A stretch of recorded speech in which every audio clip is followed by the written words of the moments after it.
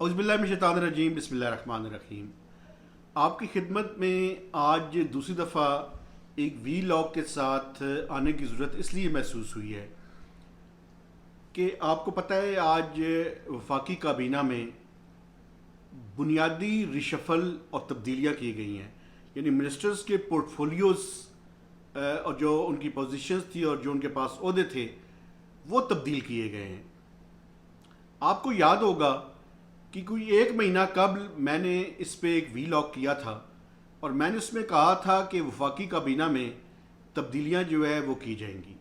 उसमें बड़े ही aspirant candidates थे और उनसे वादे भी किए गए थे, लेकिन वो वादे पूरे नहीं हुए। इस वफाकी काबीना में जो तब्दीलियां की गई हैं उसमें कुछ दो तीन चीज़ें बड़ी इंपॉर्टेंट हैं। एक तो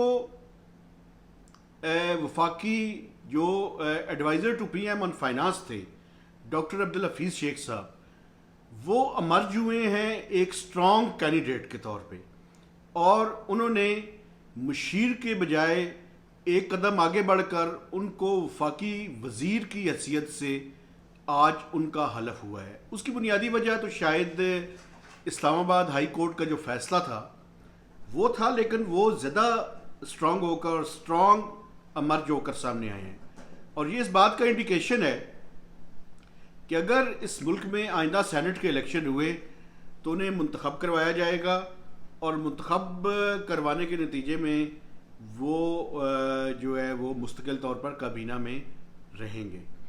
लेकिन जो सबसे ज़्यादा सिग्निफिकेंट इसके अंदर है वो शेख रशीद साहब का जो वजारत में तब्दीली की गई है। मुख्तलिफ लोग इसकी मुख्तलिफ इंटरप्रटेशन कर रहे हैं। मेरी इंटरप्रटेशन ये है कि शेख रशीद साहब को खुडे लाइन लगा दिया गया है और वो चूँकि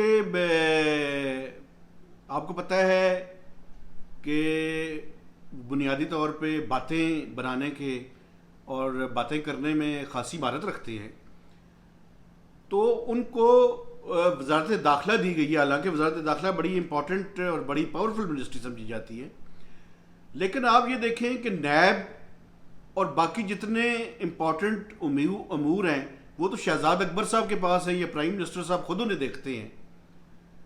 तो ये शेख रशीद साहब को क्यों बनाया गया है? मेरे ख्याल में जो पीडीएम की मूवमेंट है उसके असरात गवर्नमेंट पे आने शुरू हो गए हैं और उन्हीं असरात के नतीजे में शेख रशीद साहब की यही असाइनमेंट होगी कि वो रोज़ाना एक प्रेस कॉन्फ्रेंस करें और जितनी गिरी हुई बातें कर सकते हैं और बिलो द बेल्ट बातें कर सकते हैं वो बिलो द बेल्ट बातें अपने सियासी मुखालफीन और ख़ासकर जो पीडीएम की लीडरशिप है उसके बारे में करें। लेकिन उनके पास कोई वजारत दाखिला की जो इम्पॉर्टेंट तीन चीज़ें होती हैं वो उनकी दस्तरस में नहीं होंगी, वो सिर्फ प्रेस कॉन्फ्रेंस के लिए होंगे। तो मेरी असेसमेंट ये है कि उन्हें खुडे लाइन लगा दिया गया है। और एजाज शाह साहब जिनके बारे में ये था कि वो बड़ी दस्तरस रखते हैं इस एजेंसीज और बाकी चीज़ों के बारे में, उनको हटा के नारकोटिक्स का पोर्टफोलियो दे दिया गया है। और एक तीसरे जो वज़ीर हैं जिनको रेलवे की मिनिस्ट्री दी गई है उनके ऊपर पहले ही बहुत से इल्ज़ामात जो है वो मौजूद है। तो अब देखना ये है कि ये पोर्टफोलियो जो चेंजेस हुए हैं और ये जो रिशफल हुआ है और ख़ासकर जो शेख का रिशफल है, ये मैं समझता हूँ इसमें सबसे ज़्यादा सिग्निफिकेंट और इम्पॉर्टेंट है। लेकिन शेख रशीद साहब इसको जो भी देते रहे ताबीरें, मेरे ख्याल में उन्हें खुडे लाइन लगाया गया है।